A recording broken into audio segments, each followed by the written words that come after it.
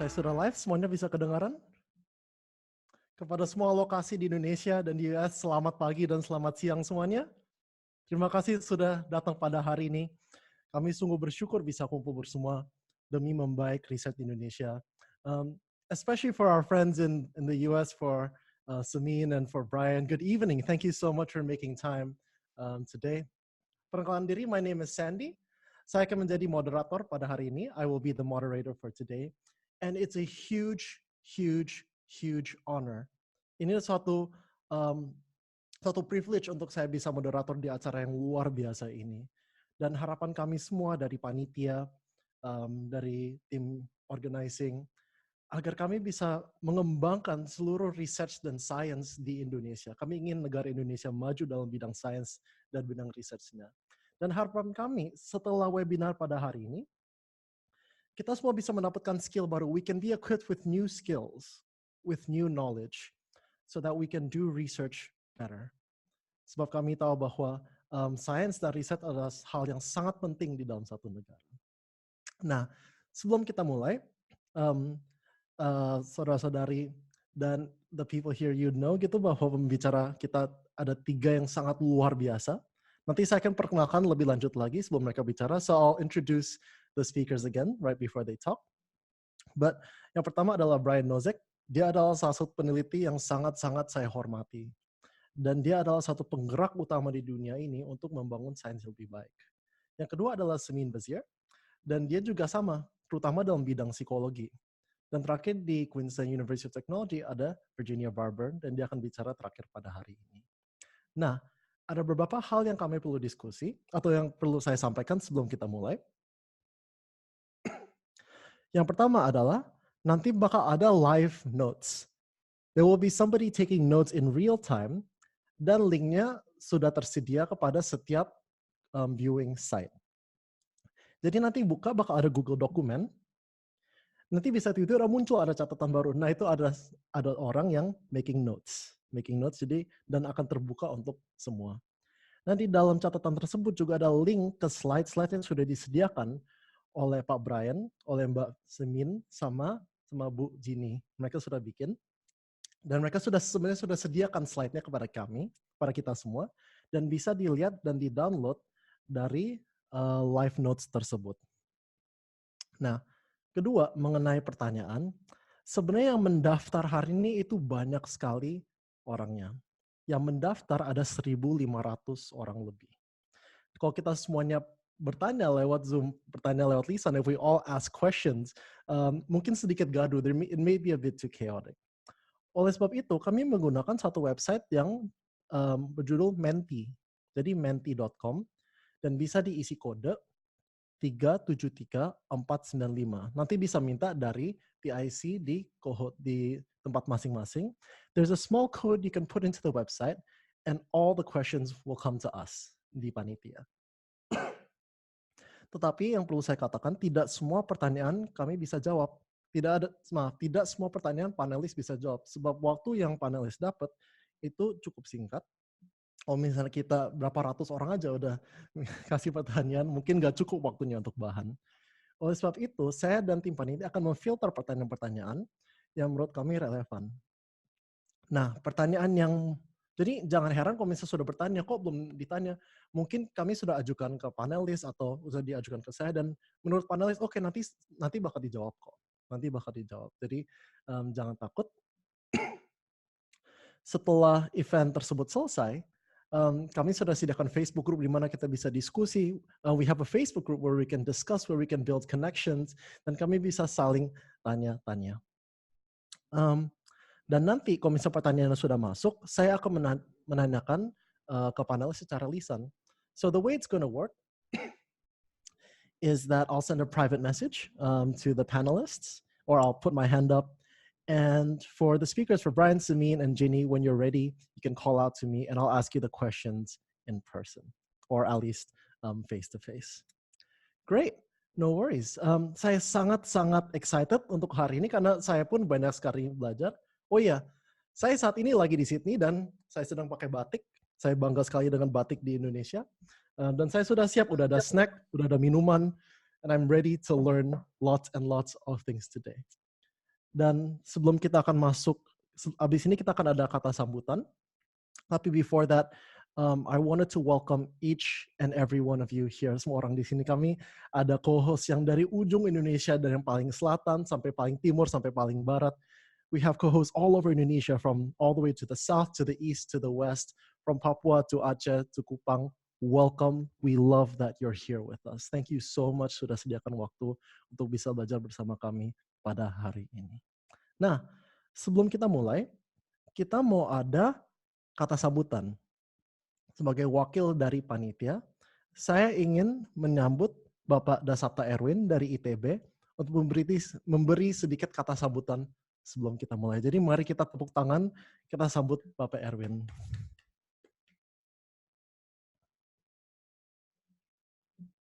Ya, Pak Erwin. Dari ITB. Baik, suara saya jelas? Jelas. Mohon spotlightnya diubah ke Pak Erwin. Iya.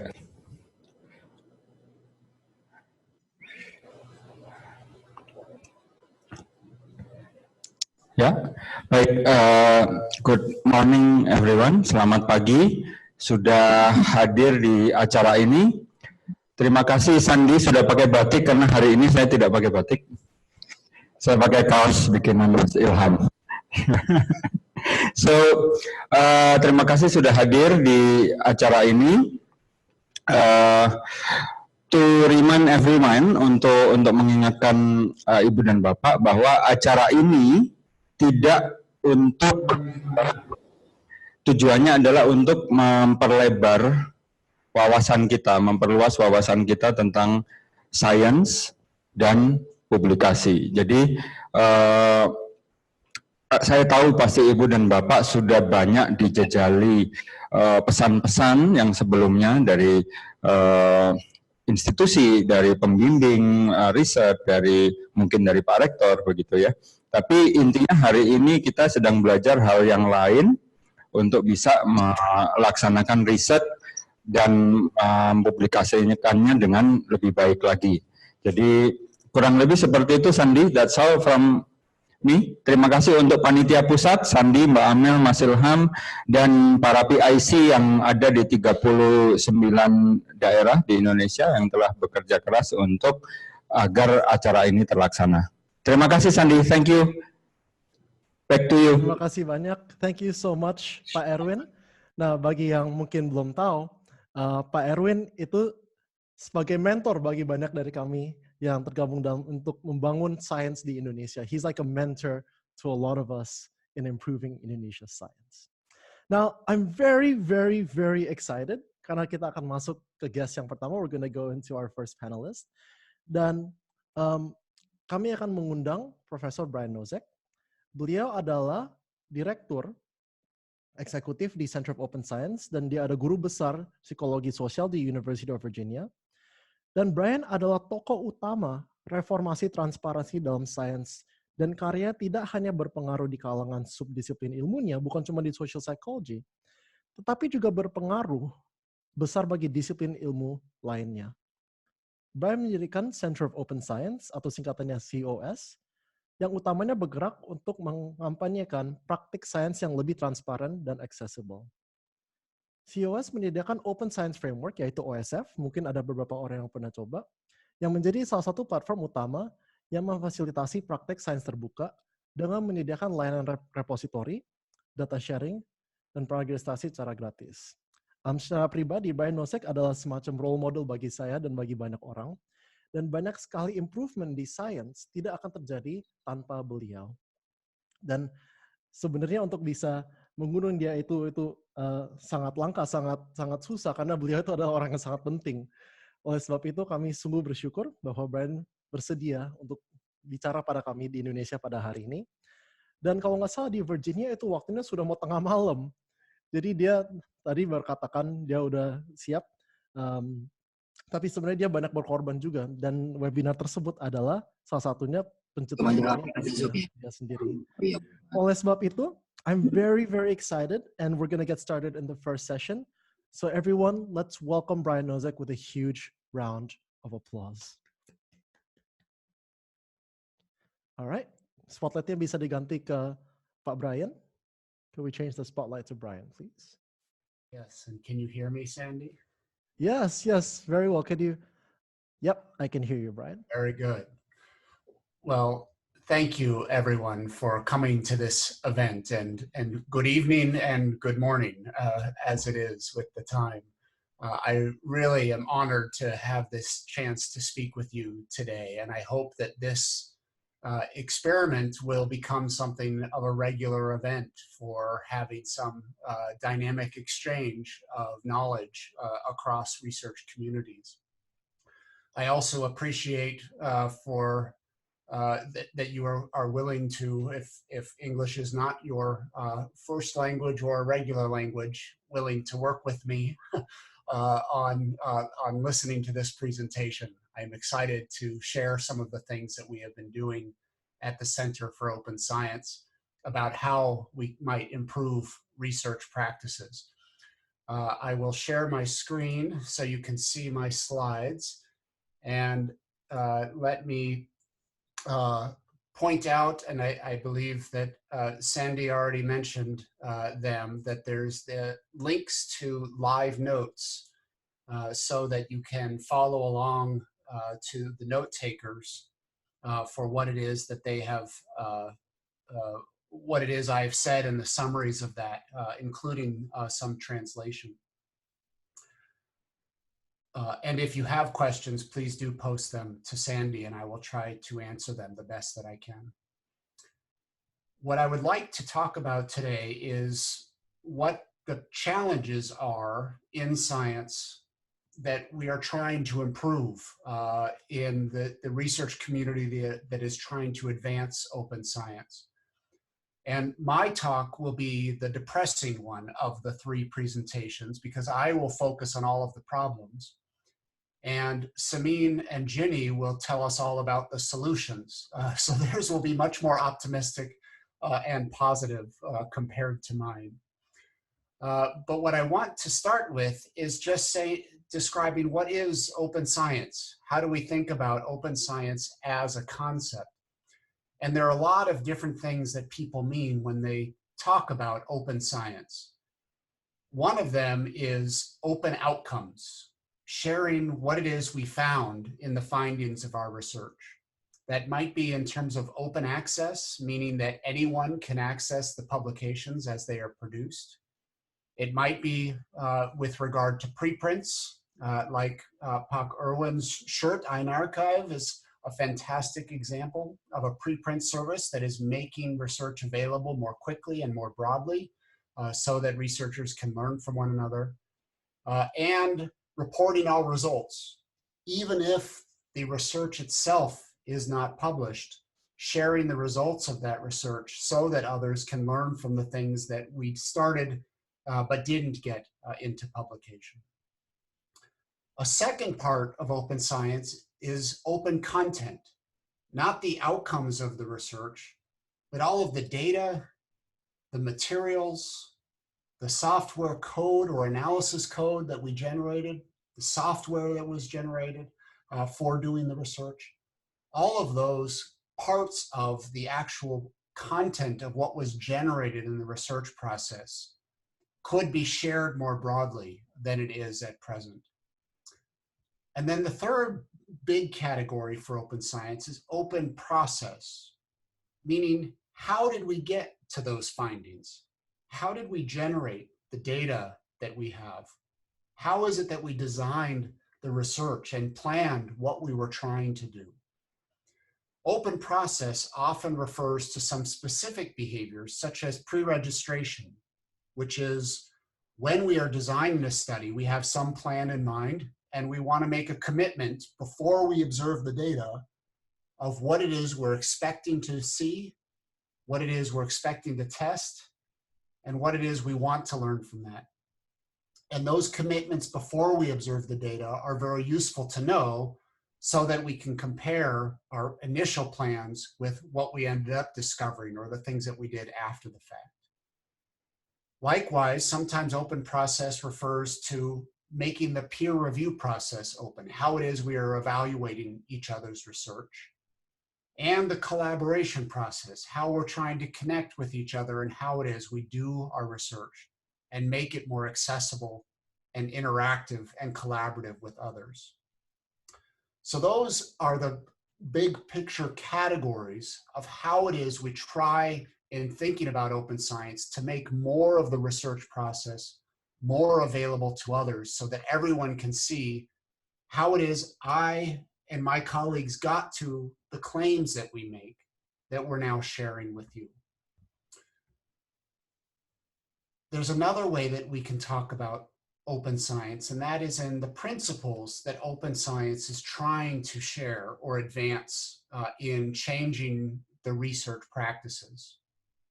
One of those is very obvious, is transparency. All of those examples that I gave on the previous slide are about making it easier for you to see how it is I made the claims that I make about my scientific finding. A second aspect of open science is open sharing, not just showing you how I got to the claims that I made and the findings that I produced, but sharing with you the data that I generated, the materials that I used to generate that data, the analysis scripts that I applied to that data to get to the conclusions that I make at the end of the research. Sharing that information provides opportunity for research to build, to become more cumulative by exchanging the data to be able to combine it for new or larger investigations, or for applying to new processes, new replications, new areas of research based on the same materials. A third part of open science is about rigor, is about improving the quality of the research as you do it. And by practicing open science, we think that you can actually make the research more credible, more valuable for the conclusions that are produced. Then the fourth part of open science is about inclusion. And that means making everyone a contributor to the research process. Anyone that wants to be involved in research, anyone that wants to contribute to research, and any ways in which they make those contributions should be acknowledged as important parts of contributing to how science makes progress. And so a lot of the practice in open science is trying to think about how we can change the ways that researchers are rewarded so that all contributions to science are acknowledged. And anyone that has the interest, the skills, the time, the resources to make a contribution can get involved in the research process. So in the very general sense, this is what open science is about. How can we improve the transparency, the sharing of what it is we're learning, the rigor, the quality of that research, and the involvement of everyone to contribute to that research process. So what I want to talk about is why is it that there is so much focus on trying to promote open science? And there are a lot of different things that have been happening across research communities, but a survey by nature really helps to encapsulate what some of the core challenges that make open science an important thing in the current culture of science. Nature did a survey where they asked people of one of the questions, is there a reproducibility crisis? And what they were asking was, are there challenges for the credibility of the research claims that are in the published literature? Can we believe the things that we are producing? And what they observed was that most of the participants, all of these are researchers, said that yes, there are big problems in reproducibility of research evidence. In fact, 90% said there is a significant crisis or a slight crisis. And of these 1,500 people who participated in the survey, they came from lots of different disciplines, and there wasn't strong variations across disciplines. Everyone who completed the survey, or all the disciplines, showed some evidence of saying that there are significant challenges in reproducing and having confidence in the findings in the published literature. And when they probed a little bit further in this survey and they asked people for a little bit more information, they asked, have you ever had a problem reproducing the findings by someone else or one of your own findings? And in every discipline, substantial portions of people said that they had had challenges reproducing findings from another laboratory or even of their own. And so this is what is at the core of the concerns of saying that if we can't trust the literature as it is, then how do we know what to trust in the scientific literature? How is it that we end up having these challenges for reproducing findings? And what does that mean about the quality of the evidence that we are producing? And so this is a concern that many researchers in different communities have said we need to look at the research process itself, how we do the research, to see if we can identify ways that we could improve on that research process. And so what I want to focus on for my presentation are the main problems that people have identified as contributing to the challenges of the credibility or the quality of the evidence that is produced in science. And I'm going to go through each of these one at a time and say a little bit more about what each of them means as challenges for the quality of research evidence. So let me go to the first one, low power. It is very well known across research disciplines that the sample sizes of research projects that are pursued tend to be smaller than is what is needed to have confidence in those claims. In particular, small samples have very high uncertainty, meaning that because we are making inferences from this information, the more data that we have, the higher the precision of the estimate that we make for any particular claim that we want to draw from sampling from humans, from cell cultures, from animals, or whatever the research is about. And that high uncertainty just means that we can't have high confidence in those claims. But an even more important challenge for low power is that when we are studying things that have low probability to be true in the first place, right? What science does is ask questions about challenging things that we don't know the answers to yet. And so we're often making hypotheses and testing claims that aren't highly likely to be true, but are important to investigate because that is how discovery advances in science. But as a consequence of studying things that have low likelihood of being true in the first place, small samples actually make it likely that we're more likely to have false positives, seeing things that aren't actually there, and more likely to have false negatives, missing things that we could have seen if only we had had a larger sample to investigate that problem. And so that is a real problem if we do not have consistently large enough samples to study the questions that we're trying to study. And a number of different investigations, particularly in the social and behavioral and neurosciences, have found that the average power is between 20 and 50%.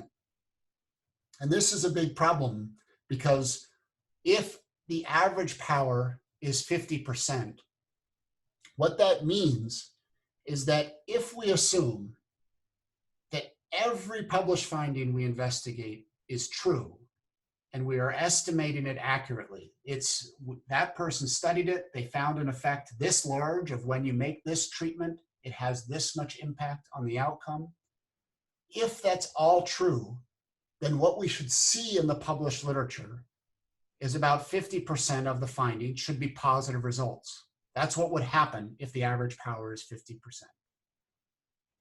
And if not all findings are true, then we would see less positive results in the published literature. And that's actually likely to be the case, right? Not everything we study is ultimately true. We have lots of false starts of things that we think we see there that might be there, but aren't actually true. And that's a normal part of science.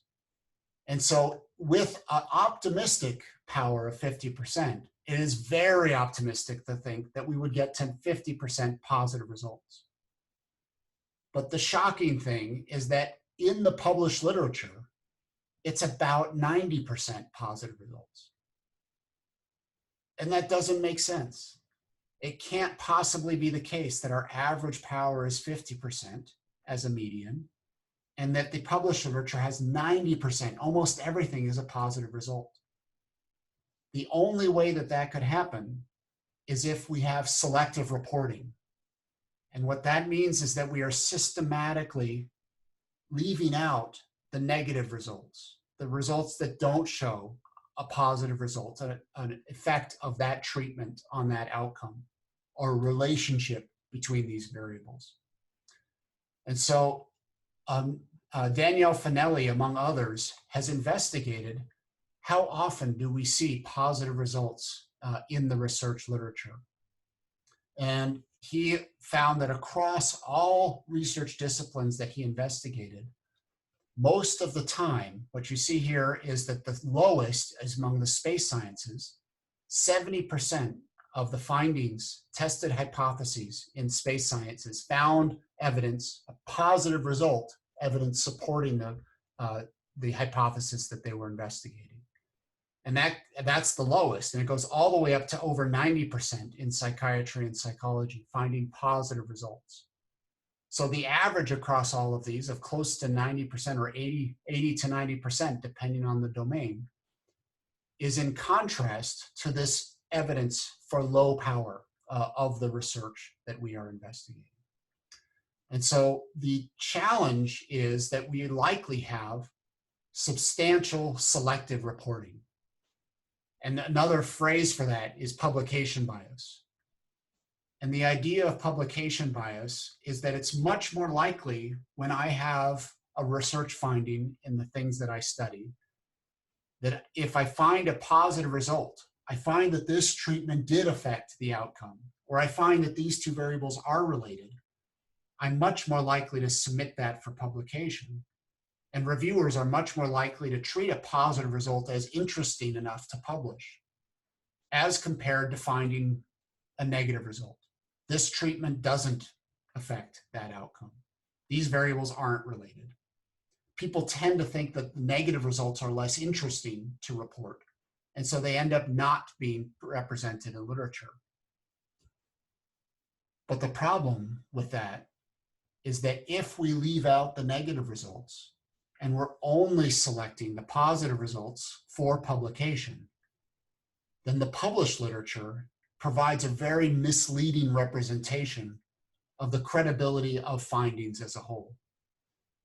And so as a consequence, we may end up seeing the published literature as we are discovering all kinds of amazing things, and we have high confidence that they are there because look at the literature. But if we are leaving out all of that negative evidence about what is actually happening in the literature, then that impression that we get from the published results is making us overconfident in those claims. There are a couple of things, examples that I can provide that illustrate the challenges that we face for selective reporting, because this is probably at the core of the challenges that we have that make open science an important thing to pursue. And this is a research example that we did where we asked 29 different teams to investigate the same research question. And the research question that these 29 different teams investigated, and each one of those 29 teams is represented with the circle, we asked them to investigate whether players with lighter skin tone in soccer were more likely to get a red card than players with a darker skin tone. And what you are seeing on this figure is each of the 29 different teams' answer to that research question. The circle is the effect size that they observed when they studied whether there is a relationship between the player's skin tone and their likelihood of getting a red card. The dark black line, horizontal, equally likely, means that there was no relationship between skin tone and likelihood of a red card. And you can see the gray circles are those teams that found a null relationship, a negative result, where the box, the 95% confidence interval around their estimate, showing the precision of their estimate, is overlapping the equally likely line. So if we are considering p-values of less than 0.05 as evidence that there is a relationship, those in gray are the ones where there is no relationship observed. Whereas those teams that have the green circles found a positive relationship. Players with darker skin tone were more likely to get a red card than players with lighter skin tone. And so what you can see is that these 29 different teams found a lot of different results in whether skin tone was related to likelihood of a red card.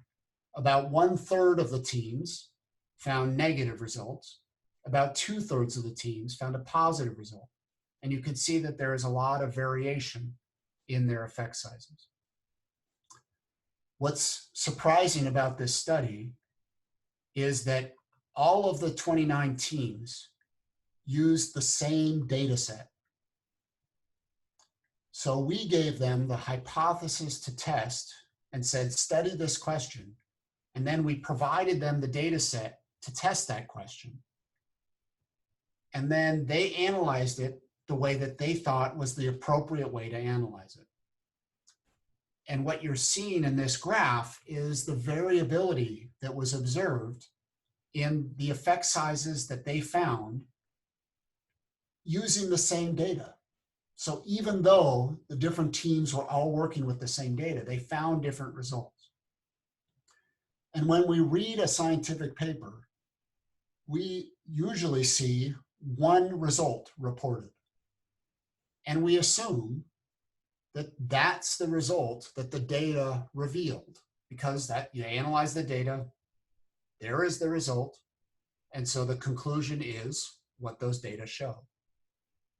But what is not visible to us in reading those papers is that there are a lot of choices that are made that go into that data analysis that have an impact on the outcome that is observed. And we don't recognize that impact because we don't know what alternative choices, other choices might have been made for how to analyze that data to draw the conclusions from the study. And so if we could improve the transparency of how it is those choices are made and what impact those choices would make on the outcome, then it could improve our confidence in those claims. Because if I was the researcher that did the first one on the far left that showed that there was no relationship between skin tone and likelihood of a red card, then as a reader, you might have said, well, there's no relationship. That's what they found. But if I was one of the other researchers farther to the right, where there is a positive relationship, you would have come to a completely different conclusion from the same data. And so what this illustrates is that as researchers, we have flexibility. We have choices that we can make that will have implications for the findings that we observe. And if you can't observe that flexibility, the choices that I'm making, then you can't know that those choices have an influence on the outcomes. And so transparency here is critically important so that you can have confidence as a reader of the research that I report to you. Okay, that's one example. A second example of how important this is that even when researchers are required to report in advance what their plans are for their research, a lot of things change in what it is they end up reporting. And one of the best examples of this comes from a project called Compare. It's at this address, comparetrials.org.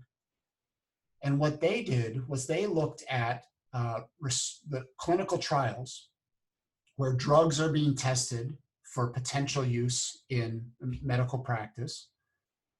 And the testing process is highly regulated by federal governments, where if a team is going to conduct a clinical trial, they have to register it at a registry, and they have to say, these are the outcomes that we're going to measure about whether this drug or other medical intervention is having the predicted effect on these outcomes to make people's health better. And what the Compare project did was they went to these registries and they looked at 67 of the trials. And what they wanted to know is whether what is in the trial was the same as what was reported in the final paper. They said they were going to do this. Did they do that? And did they report that in the paper? And what they found is of those 67 trials, 9 of them were perfect. And what that means is that everything that they said in the plan, the pre-registration of what they said they were going to report, is what they reported at the end. But what they also found was that there were 354 outcomes that were mentioned in the pre-registration. We will report this, that were not reported in the paper. And they also found that there were 357 new outcomes that were not mentioned in the pre-registration. The researchers didn't say we were interested in this, but those outcomes were added to the final paper. And so this changing of outcomes from what was planned to what was reported is another area of flexibility, of selective reporting, where those changes, because we don't know why they were made, how they were made, lead us to not be able to understand the credibility of the evidence of those final reports. For example, if they decided to eliminate all of the findings that were negative results, showed that the drug did not have the intended effect, and then added all of the analyses that suggested that the drug might be having a positive impact, then the paper would be exaggerating the evidence for the claims about the drug being effective or not. And this doesn't just happen in clinical trials. Franco, Malhotra, and Simonovitz did a study where they looked at this in the social and behavioral sciences as well. And what they took advantage of was the fact that there is a particular project where the researchers in this field had to say in advance what their design was. This is called the TESS project, and this is in the United States.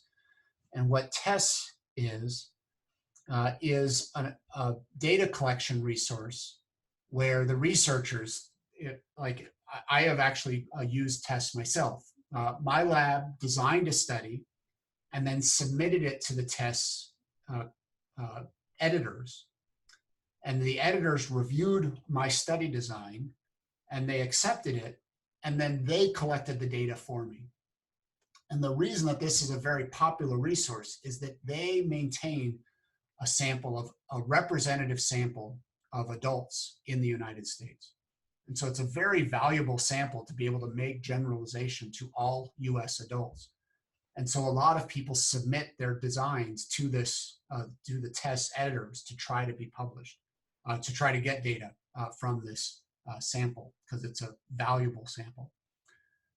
But because it is so valuable, they require that anyone that gets their study submitted and run through the TESS database has to share their design and has to share their data with everybody because it's valuable data. And so what Franco and her colleagues did was they looked at what people had submitted, the designs they had submitted to TESS, and then they compared them with the final paper that appeared as a publication from that study that was run on the test system. And what you're seeing on the left side here, the A, number of experimental conditions, is on the y-axis is how many experimental conditions or treatment arms were reported in the published article about that experiment.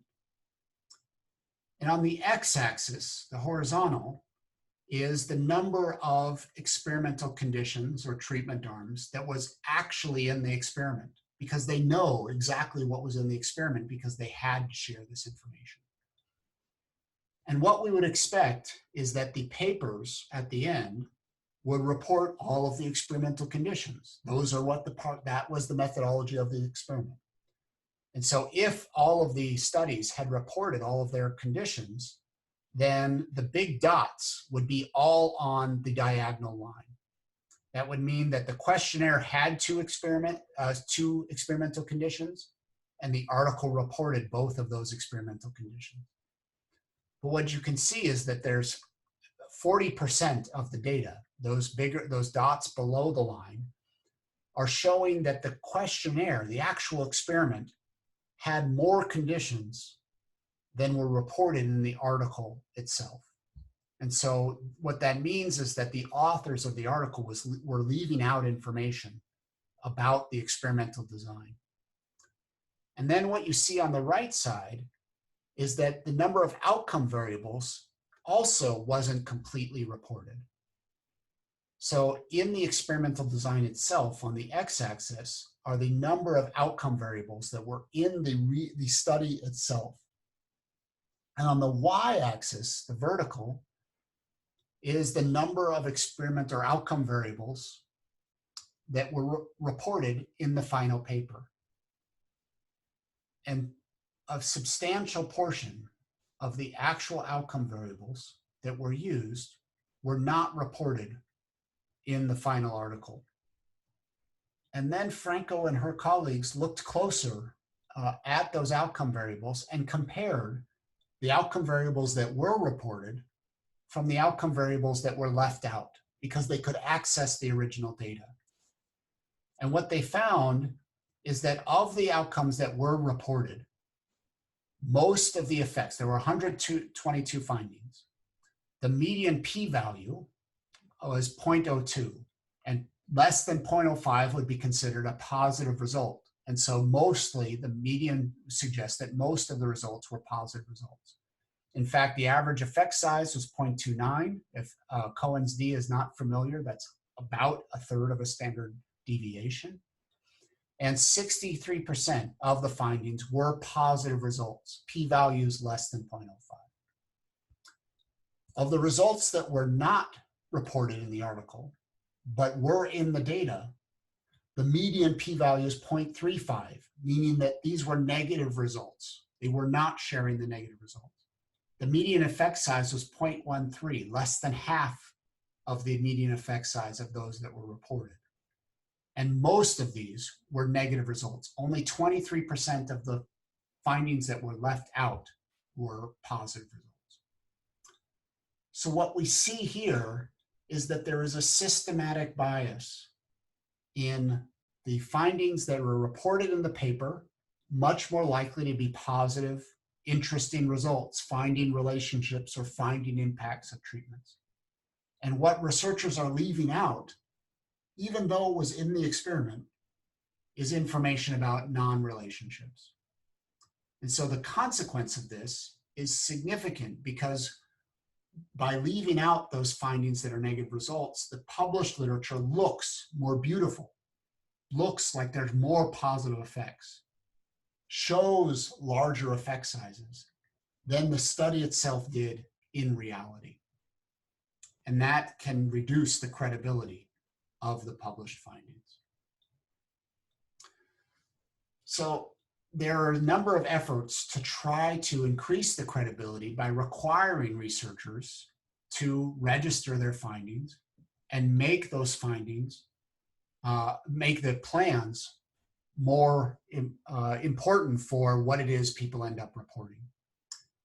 And Bob Kaplan and Veronica Irvin studied this in their article, where they compared how many positive results were observed before researchers had to commit to what their primary outcomes were.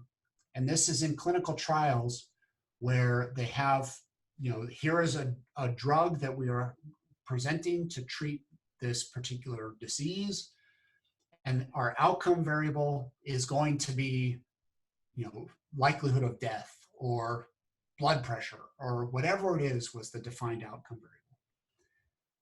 Before pre-registration, meaning before researchers had to commit to what their primary outcome variable was, to show positive results. 57% of these trials showed that the drug was effective in treating whatever outcome was reported. But once the law was introduced, where researchers had to commit, they had to pre-register what it is they were committing to as the primary outcome variable, the positive result rate was only 8%, meaning that almost none of these drugs showed effectiveness when researchers had to commit in advance to what outcome was the primary outcome. This is not a perfect experiment. For one, it's a relatively small sample. And for two, it's not a randomized trial. What they did was they compared before 2000, before the law was required, to after the year 2000, once the law for pre-registration was introduced, to find this difference. So other explanations are possible. But the primary explanation, the one that most people think is most plausible here, is that because the researchers had to commit to a primary outcome, they could not change to an outcome that was more interesting, more exciting, more positive, to say that that was the outcome of their research. And so researchers were not able, when they had the constraint of pre-registration, to exaggerate the plausibility of their findings. Okay, so that's what I want to say about selective reporting. The main idea being that researchers run many experiments and only may report a subset of them, and how they select which subset may increase bias. And researchers have lots of flexibility in how they do their designs or their analysis, and may only report a subset of those analyses. The third problem that I want to talk about is the lack of replication. Most of science is rewarded by finding something new, pursuing innovation, of studying things that haven't been studied before. And it's not very rewarding in how research is conducted and how people are hired or promoted in their careers to do replications of saying, this group found that effect. I wonder if I can see the same thing if I try to do it again. It's not seen as exciting work. And so as a consequence, the research literature does not have very many replications, either appearing to be conducted or reported, to see if the findings that are in the literature are credible, that we can be confident in, are reproducible. A consequence of not doing replication as part of ordinary practice is that we don't know the credibility of published findings. It might be that the findings are ones that we can trust, but if we never try to replicate them, we can't know that with confidence. And the consequence of that, not knowing the credibility, is that if there are findings in the literature that are not credible, that are not reproducible, then we don't know, we can't self-correct easily. If I don't know that that finding is not reliable, and I just continue to use it in informing my research, if I continue to cite it, then we will persist in thinking that these things are more credible, more positive, more plausible than they actually are. And that will make it difficult for science to self-correct. So I want to give one example of where we see these challenges of when we actually do try to replicate findings, what happens? This is one where 270 different researchers in psychology work together to try to replicate 100 findings from the published literature. And what I'm showing you here on the left side of this graph is the original papers, the original 100 papers, what the p-value was of the critical finding from that literature. And what you can see is this is a density plot. Almost all of the p-values are below the dotted line, meaning that most findings were positive results. They found a low p-value, and so they consider that a positive result, finding evidence for the thing that they were investigating. Just 3 of the findings showed a negative result. And so the number at the top, 97% of the original findings found a positive result. Well, what the Open Science collaboration did was they tried to replicate those 100 findings and see if they found the same statistical evidence for the original finding. And what they observed was this density plot, where only 37% of the findings were positive results below the dotted line. And you can see that there are many more with p-values across the distribution, suggesting that the replications were not able frequently to reproduce the findings in the published literature. You can look at this same data in a different way, looking at the average effect size of the finding. So if you don't want to look at it in terms of p-values, the effect size, just how large of the effect, how strong are these variables related to one another? How much of an influence does this treatment have on this outcome? In the original study, the average effect size, and this is in correlation terms, was almost 0.4. And you can see the distribution of effect sizes with this density plot. When we looked at the replications, the average effect size was about half of the original studies.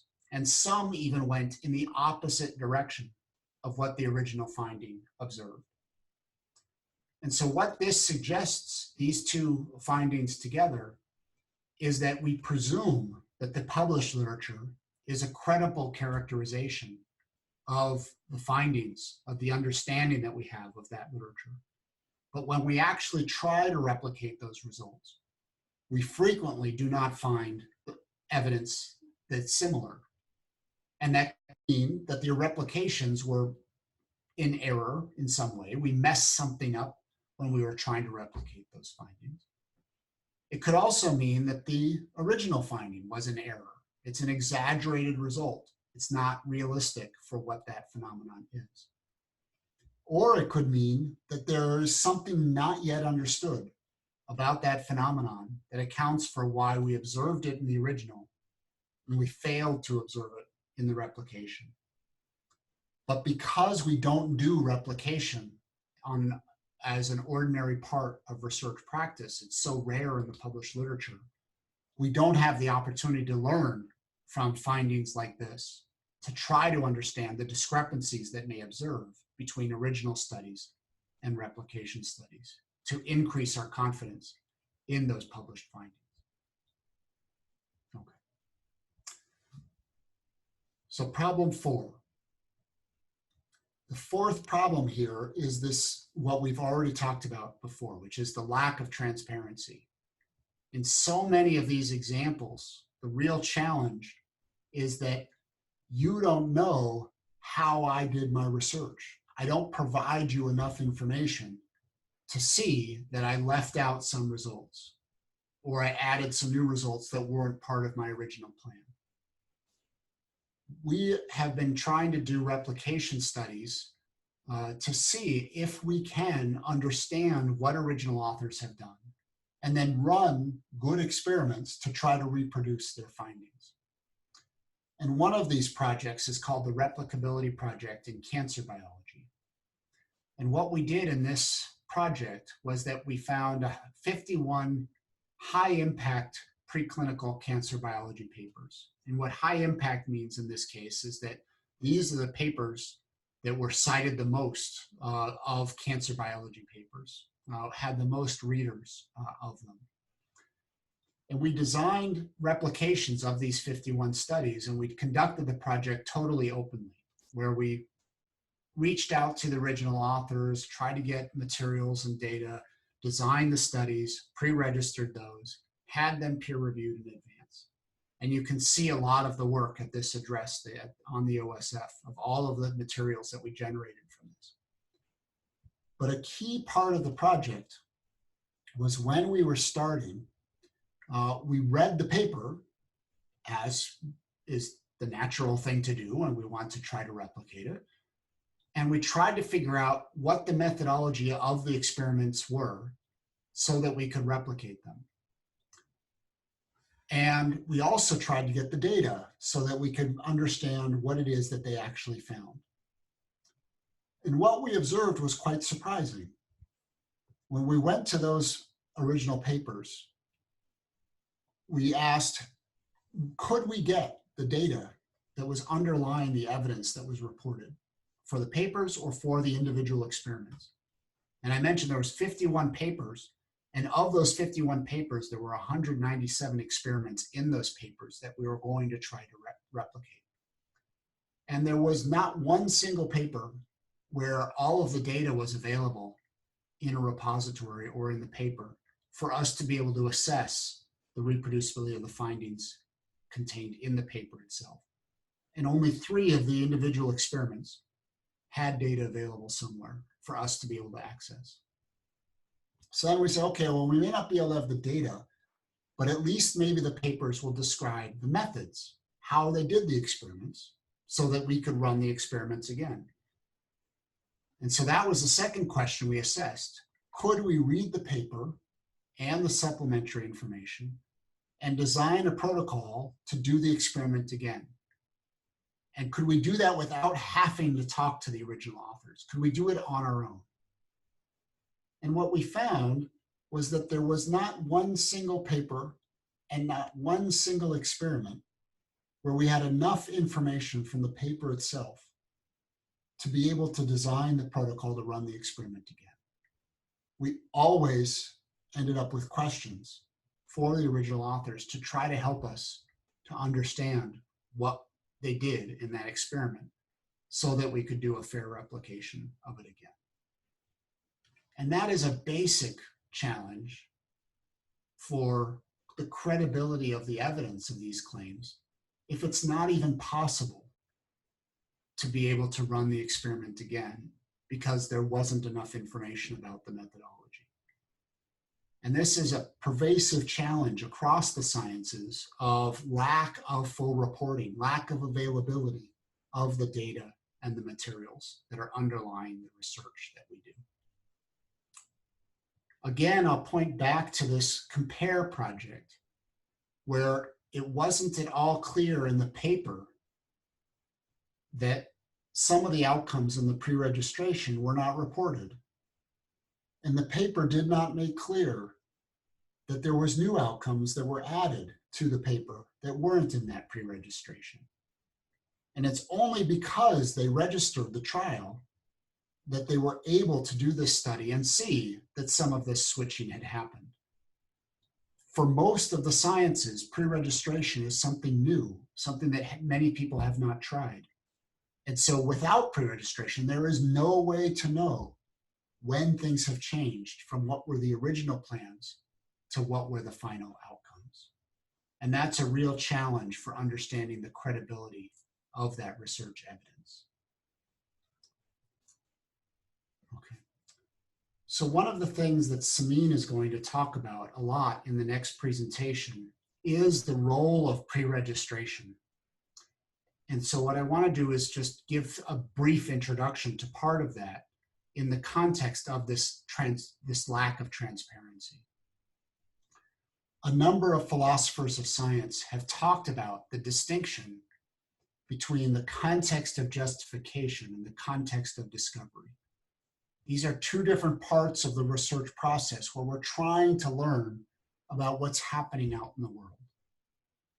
And so in one of those modes of research process, the context of justification, as an experimenter, as a scientist, we are designing a study to test a hypothesis we have about the world.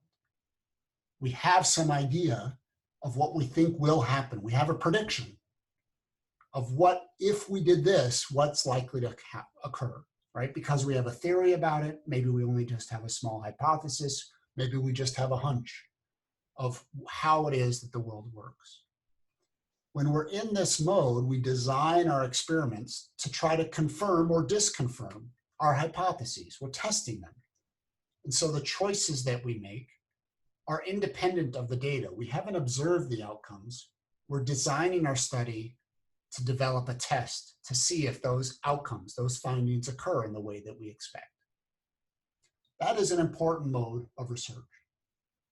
Another very important mode of research is the context of discovery, where I don't know how the world works.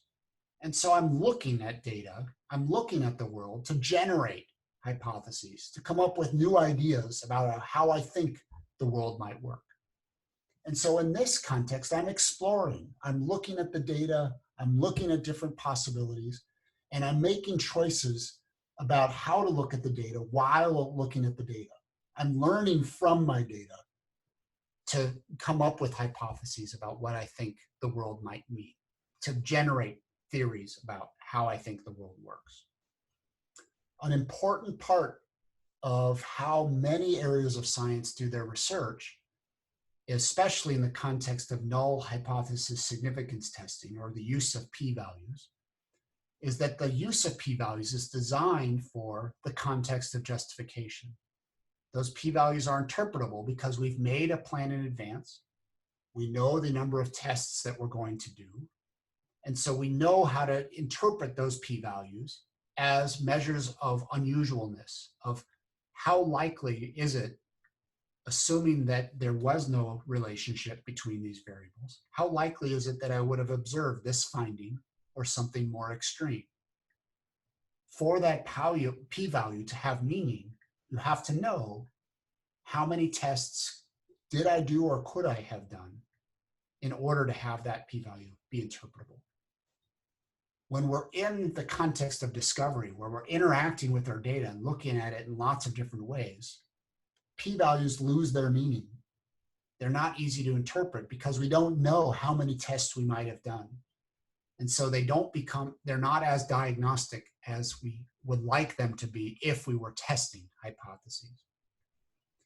And so the challenge that we face is that if we think of our exploratory analyses, the things that we do while we're interacting with our data, as if they are tests of hypotheses, we interpret those p-values as credible, then we might mistake noise that's just in the data for signal, for reality of there being relationships. And so this gives us lots of opportunity to find results that aren't really there. And as we know, the more likely we are to have positive results, the more likely they are to be publishable. And so we may increase publishability at the cost of credibility. Samin will return to that issue and say lots more about it than I have after this. But the key challenge there of mistaking exploratory results as confirmatory results can be characterized by this old American phrased fallacy called the Texas sharpshooter fallacy. And the idea of the Texas sharpshooter fallacy is that there is a fellow with a gun who shoots a fence and shoots a whole bunch of holes in the fence. And then after he shoots the holes in the fence, he goes up and he paints the targets. And he paints it so that he hit the bullseye in the target every time. So see, I hit exactly what I planned to hit. But of course, he made the targets after the fact. He didn't hit what he planned to hit. He made his targets make it look like he hit what he planned to hit. And this is the real problem with presenting an exploratory result where I stumbled into it and I looked at it in a variety of different ways, as if It was a confirmatory test. I had the idea in advance, and this is the result that was observed. So the main conclusion for this is that confirmatory and exploratory research are both very important. We need to be learning from our data. We need to be exploring and seeing what's possible. But we also need to test our hypotheses once we have them, to make predictions and see if those predictions are confirmed or not in new data that we haven't observed. And pre-registration is an important part for making that distinction clear and reliable. Okay, the last problem, problem 5, and then I want to come to a close. Problem 5 is about cultural incentives, about the process of doing science and how do we reward researchers. And one of the things that we haven't paid enough attention to in research practice is how researchers are rewarded, and as a consequence, how that changes researchers' behavior into how they do their science. And the big challenge that research community faces is that the reward system does not encourage in how it rewards high quality, transparent, open science. And so a nice way to characterize how it is that this occurs is by thinking about what are the values of science. What is it that we think is how science should be done? And Robert Merton was a sociologist of science in the 1940s through 1970s. And he identified what he thought were the norms of science, the values, the virtues of what makes science a useful thing to do, compared to the counter norms, how science shouldn't operate. And he identified 4 primary norms of science. 1, communality. That means the open sharing of information. When I make a claim, I say I found this thing, I now have a scientific discovery. You don't believe it just because I said so, and you just need to believe me.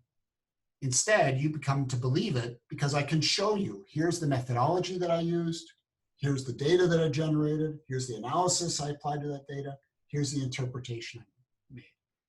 And so that open sharing of information of how it is we arrive at our research claims is a key part of understanding of it being scientifically valuable compared to secrecy. Please just trust me. A second norm is universalism. Researchers evaluated on its own merit. So is the methodology high quality? Is it sound? Did they do good analysis? Did they interpret it well? Versus the counter norm of, oh, it's a famous person, it must be true. We just have to believe it. That's particularism.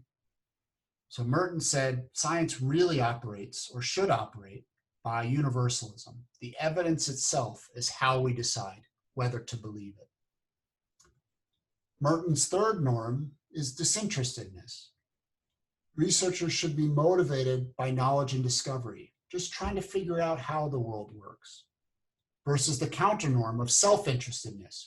Really, all I'm doing is trying to get ahead of you and of them and everybody else so that my ideas can win. Merton says that's not how science should work. Merton's fourth norm is organized skepticism. A researcher should consider all new evidence, even against their prior work, right? To sort of say, of course my early ideas were flawed and maybe lots of misunderstandings. So I need to get new evidence to change my mind, to discover what really is true. Versus the counter norm of organized dogmatism. I'm just here to defend my ideas and fight off all of the people who are attacking them. Merton said, that's not how science should work. And while Merton didn't talk about it, others have talked about a norm of quality, of trying to have good work rather than quantity, lots of work.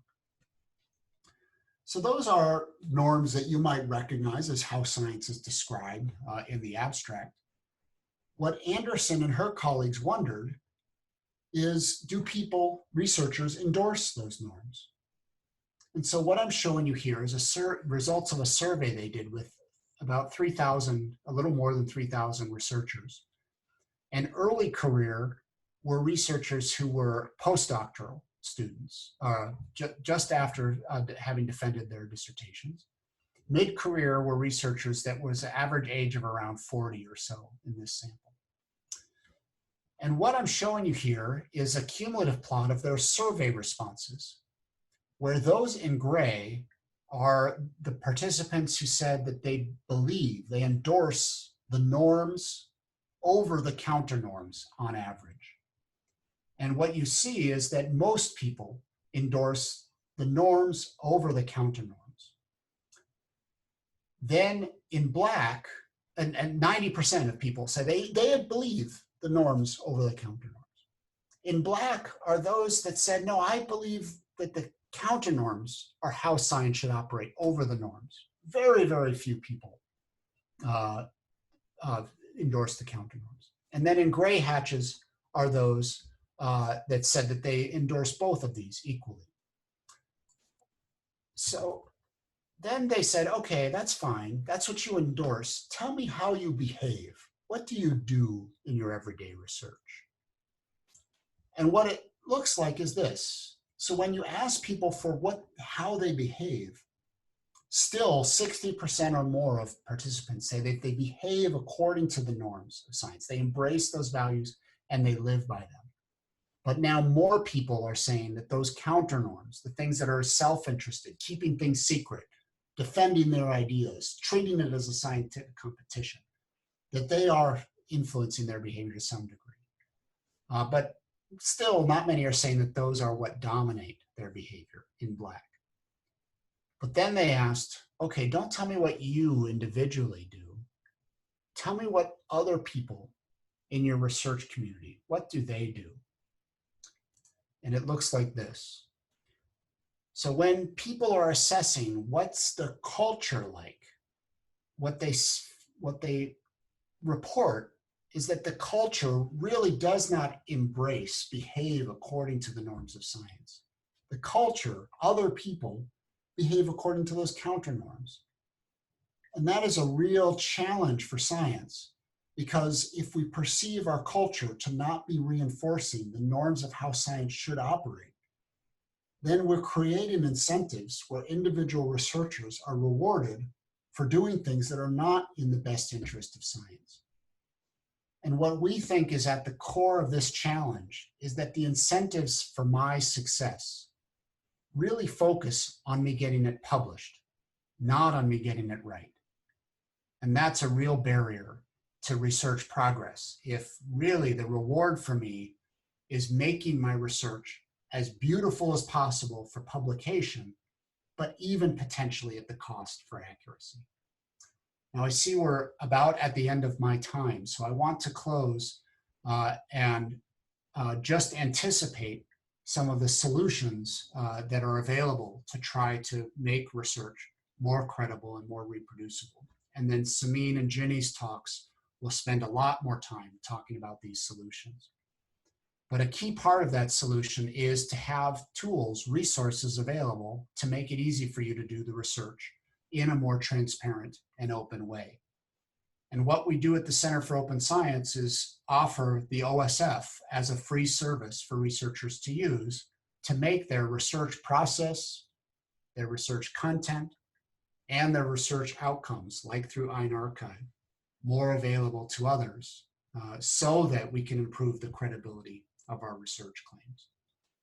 So I mentioned that my slides are available, and so I will put up a link at the end as we go to a couple of questions so that you can access these. And I also put on these slides some things that you can do as next steps if you would like to get started on some of these behaviors.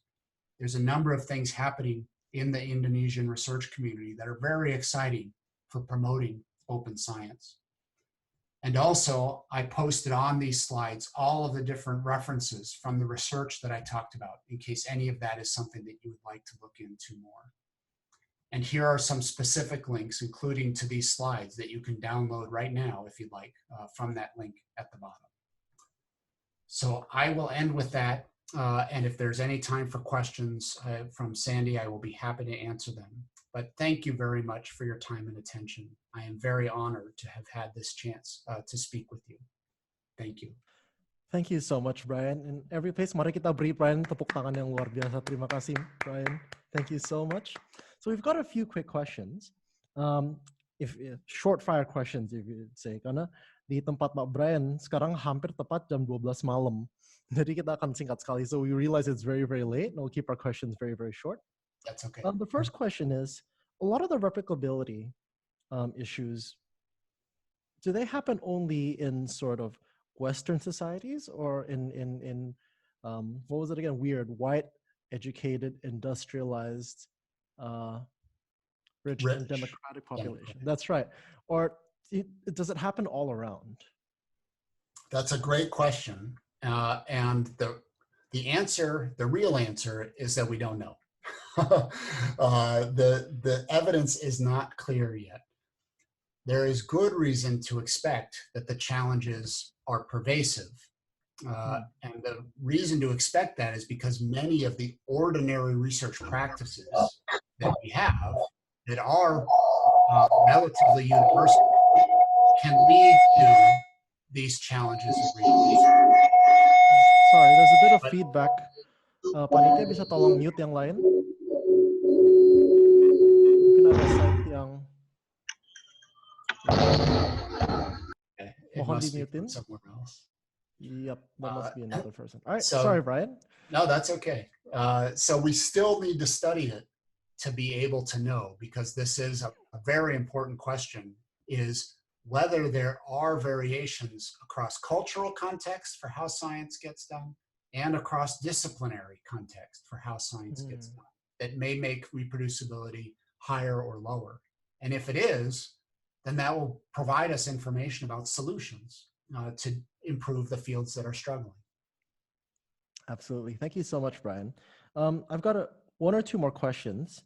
And so this is to all the participants as well. There's been a lot of questions about, okay, if I pre-register, what if somebody takes my study? Or if I open my data, what if somebody study? But I imagine that Senin will go through that in a little bit more.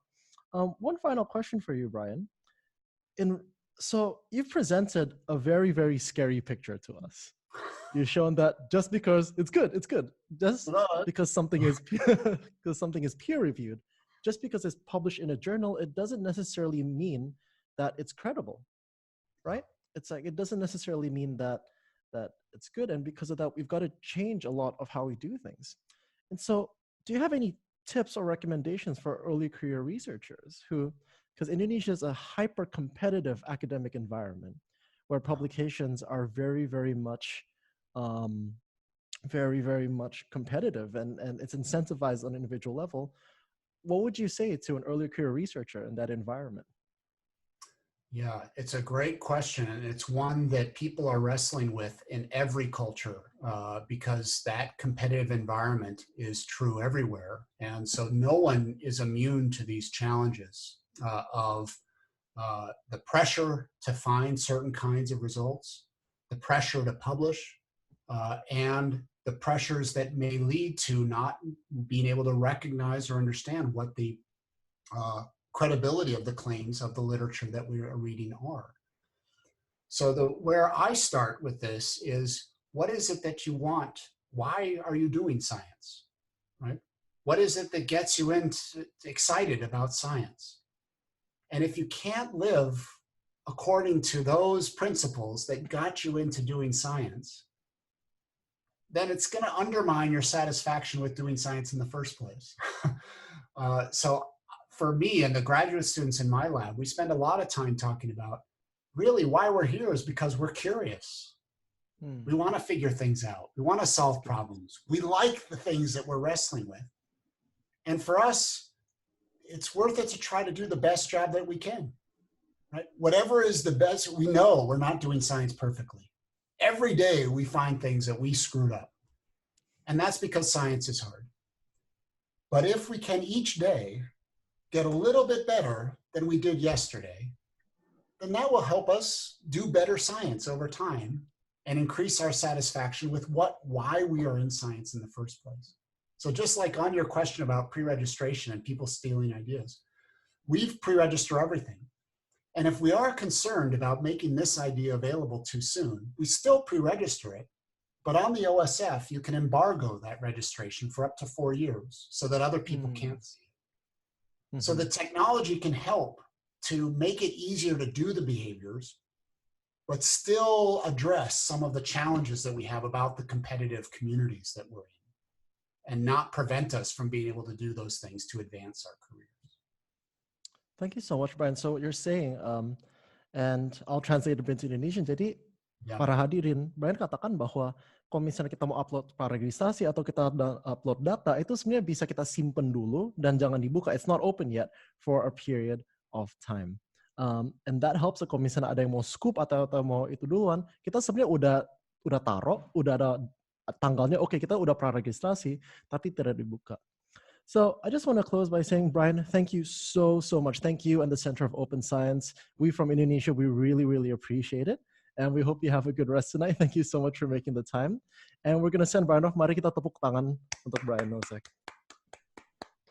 Alrighty, thank you so much. And so kita akan break 10 menit. Sekarang di waktu Indonesia Barat, in Indonesian Western time, it's 9:45. So at 9:55, we'll begin with our next session. And a few minutes before that, I'll begin introducing. Makassar bisa bertanya, Mas. Maaf, jadi saat ini kita tidak ada pertanyaan lewat secara lisan, karena di sana sudah sangat malam. Dan takutnya bahannya enggak itu, tapi nanti kita bisa secara tertulis, kita minta mereka jawab juga. Dan mungkin ada beberapa pakar dari seluruh dunia juga akan bantu menjawab pada saat ini. Maaf ya, jadi sekarang kita akan break 10 menit sampai waktu Indonesia Barat 9:45, lalu kita akan masuk ke sesi berikutnya. Terima kasih.